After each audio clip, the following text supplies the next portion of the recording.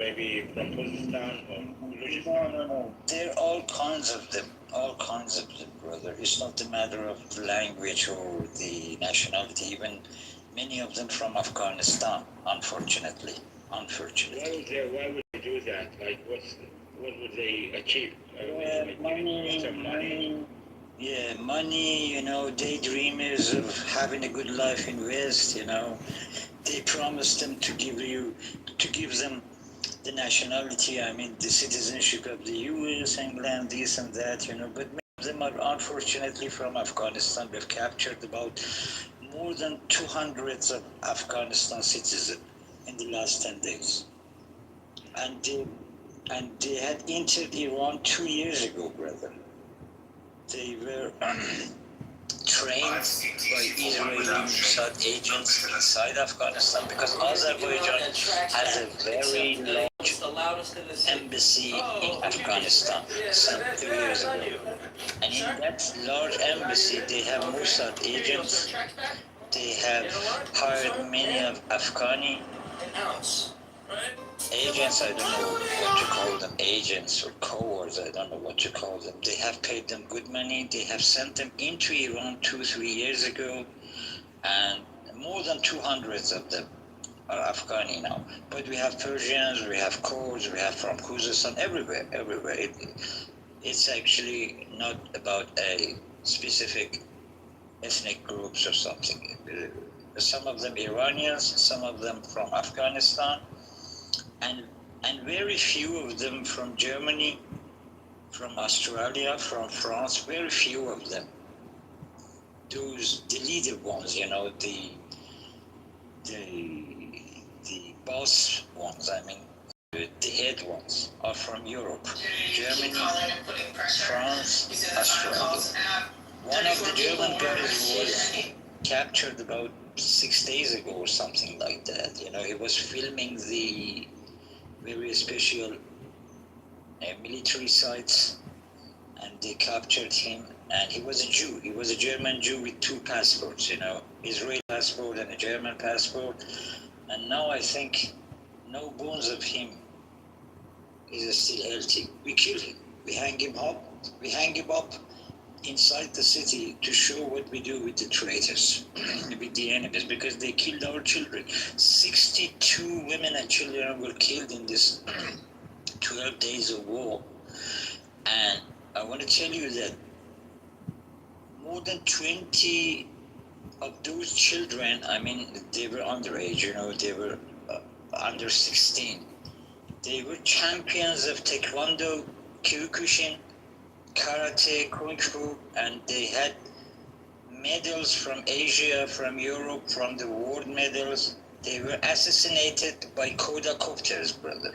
So sorry to hear about that. But Sinan, when you just mentioned that in Iran there is probably like 10,000 traitors, don't you think that this is the Iranian intelligence, I think it's called the Ittalaat, are not doing their job very well? They are doing. They are. But 10,000, that's an army. That's an army of spies. Yeah. It's an army. 10,000 is not a normal number. Yeah, it is. But let me explain you what, brother. We are alone, and at least 50 countries, which I can name for you. 50 countries are supporting our enemy with all minds. I mean, with money, with information, with satellite. So how can we stand up alone, brother? Our Ittalaat is working really good, brother. If it was any other country, it would break up from inside in the first day. Believe me. Think if Saudi Arabia, Qatar, Bahrain, Kuwait, Jordan, Egypt, plus 28 European countries, plus Turkey, plus India, and the US are working on this, brother. In the last project they had, it was 3 years ago, which was called Woman Life Freedom. That was a project set up by 52 countries, brother. We are only 85 millions. Now, guess what? Certainly, you just accused mostly like Arab countries are against Iran. Do you have The an government. evidence for that? Yeah, No, the no, government. no. I believe the governments have good relations with the Iranian government, and they supported them in this war. No, brother, it was just by a speech. Their aerospace was helping the U.S. All of them. All of them. Even Iraq, brother. Even Iraq. I'm not talking about people, brother. Hani, let me add a point here. You know, all the Arab countries like Jordan and UAE, they announced when the war started, they announced that they are closing down the airspace. But in spite of announcing that they are closing down the airspace, they allowed Israeli warplanes to fly over them. They flew over UAE, they flew over Jordan, and so on. And Jordan intercepted up to 200 missiles sent by Iran towards Israel. So who are these people helping really? Tell me. They are helping. They may make statements because their public is against what the government is doing. Their public is with Iranians, okay? But the governments are standing with Israel. The king of Jordan stands with Israel, literally. I don't know if you know, the Morocco's king, his security detail is completely made up of Israelis. Mossad manages his security. Can you believe this? And there's a nice interview by a politician from UAE. He says in that interview that we know that we are being covered. You think we are covered, but that's the only way we can avoid a situation like the one that has happened to Libya, like the one that happened to Iraq, where now US has a base. That US has set up a base forcefully and it occupies the base, and Iraq cannot do anything. So this is said in Qatar. Sorry, not UAE. He's a Qatari politician. He said if we did, when US asked us for a base, if we had denied US the permission for a base, US would still have gone ahead and created the base by destroying our country. That's why we had to accept it. So it's a combination of threat and selfish motives that drives these Arab nations to join hands with the Zionist state. This is the reality. Yeah, and another thing, brother Fayaz, they are occupied, brother Honey. I mean, those countries who have an army base of the US, they are occupied by the US. They can't decide over what they want, you know? That's the problem. They have capitulation rule, which means that those governments have no information what the US is doing in those army bases. Even Germany, even Japan, even South Korea. When you give an army base to the US in your soil, it means that your soil is occupied by the US and your government is just a puppet. Okay, but As we Sarah, I want to ask a question, but don't get me wrong. We'll talk politics, and we'll talk real facts. Don't you see that the Arabs would look at Iran as occupier of Khuzestan, which was an independent state recognized by the League of Nations? No, brother. No. When was it an independent state? When, brother? When did it start? 1925. No, this is wrong information. It's not wrong. It's what Brother, recognized go by the back League to of the map. Nations. Brother, we have maps. Even Bahrain was a part of Iran until 46 years ago. Bahrain is a different story. I know about Bahrain. It was under. Khuzestan has been inside Iran for the last 5,000 years, brother. We have maps from 2,500 years ago. By now, Khuzestan has never been independent, brother. In history, it was called Iran. I'll tell you something. In history, it used to be called Iran. This is one list. That's Sumerian. It was Iran next to Sumeria, and Iran was never. 5,000 years ago, it was whole Persian Empire. It was whole Parthian Empire. Before that, and it was called Iran. Iran, not Iran. Elam. It's what's called Elam in Arabic. Yeah, Elam. Yeah, Elam. Yeah, Elam was 14,000 years ago. Now you talk about Khuzestan. Khuzestan has been named about 2,000 years ago. What are you talking about, man? Khuzestan has been a part of Iran. Can you show me a map, brother? Can you show me a map from anywhere that Khuzestan has been independent? This is bullshit, man. You're misinformed, brother. You're misinformed. I will put you now Yeah, put it there. Yeah, put it there. You're misinformed. Khuzestan.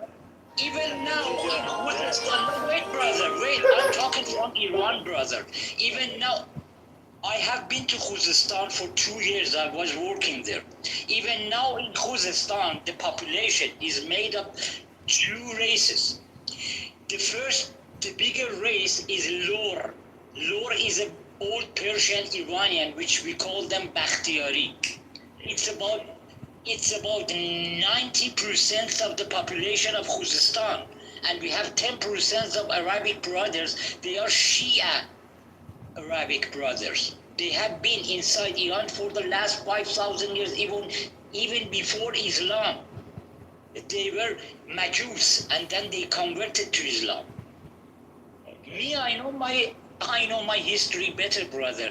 Don't get misinformed by the Mossad media. No, I realize. No, Mossad media, I mean, this media, they say this is not Persian Gulf.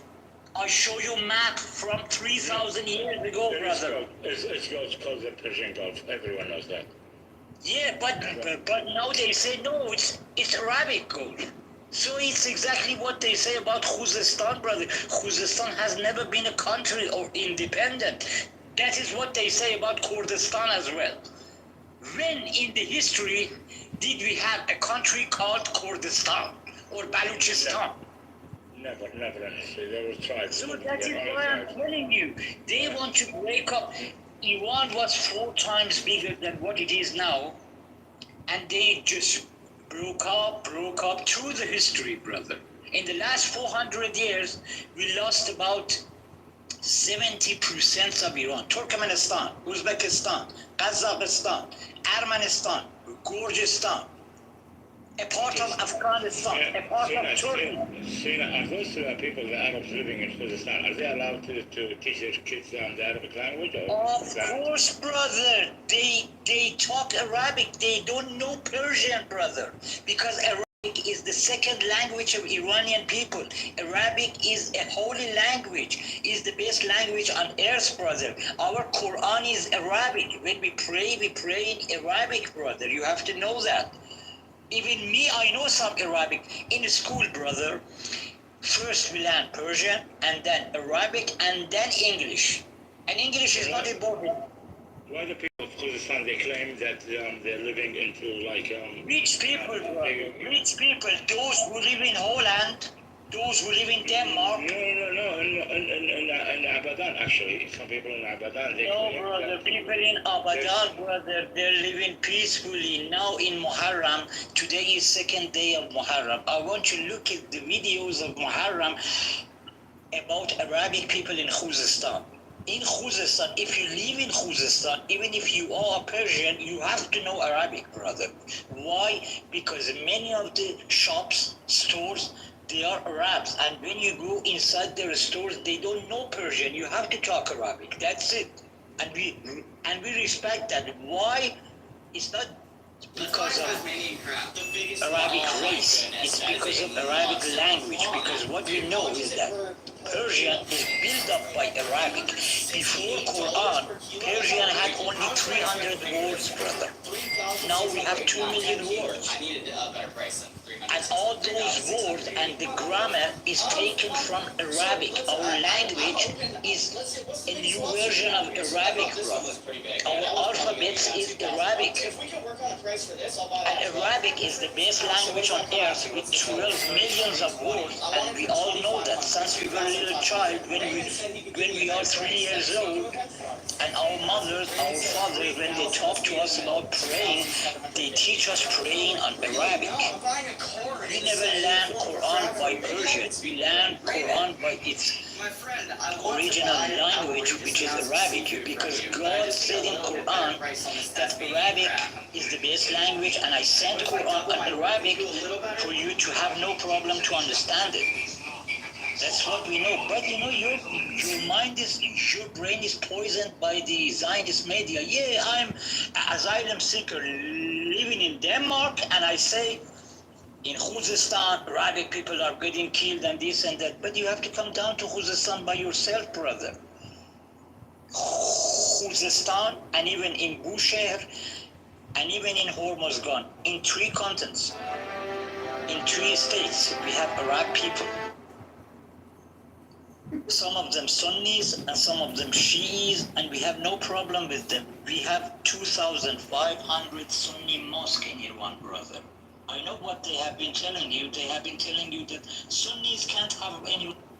Really want to make it done, you got to get more Republicans like the Thomas Masseys, the Rand Pauls, and Chip Roys that actually talk about doing the right thing. You've got to get rid of Social Security and Medicare if you want to make things sustainable, because they're insolvent as it is. And like, yeah, illegal immigration, sure, it's a problem, but it's not our biggest one. It's a military-industrial complex, aging population, and Social Security and Medicare. You said get rid of Medicare and what? Yep. Social Security? What do you mean get rid of it? Give people How do you get rid money, of it? Give people all the money they put in back. Yeah, and then what? Then we go to a free market principle. Oh, hell no.